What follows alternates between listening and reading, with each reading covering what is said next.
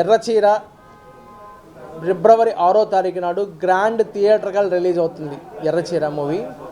ఈ మూవీకి ప్రతి ఒక్కరూ అంటే ఇందులో ఉన్న నటీనటులు చెప్పాలంటే శ్రీరామ్, కమల్ కామరాజు అండ్ ఆలీ గారు, అయ్యప్ప బి శర్మ గారు, కారుణ్య చౌదరి, ఇంకా చెప్పాలంటే చాలామంది తెలుగులో ఉన్న 23 మంది నటీనటులు ఈ సినిమాలో ఉన్నారు.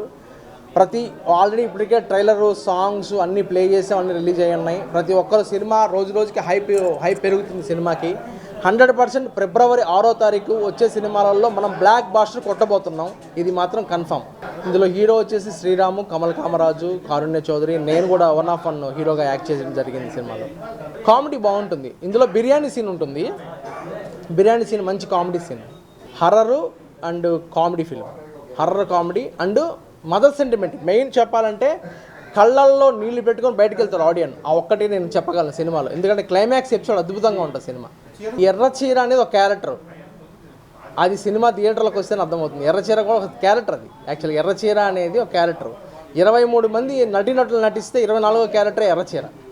చీరలన్నీ బీసీ సెంటర్లో ఇస్తామండి. బీ క్లాస్, సి క్లాస్ సెంటర్లో ఉంటుంది, ఏ సెంటర్లో ఉండదు. బీ క్లాస్, సి క్లాస్ సెంటర్లో చీరల పంపిణీ ఉంటుంది.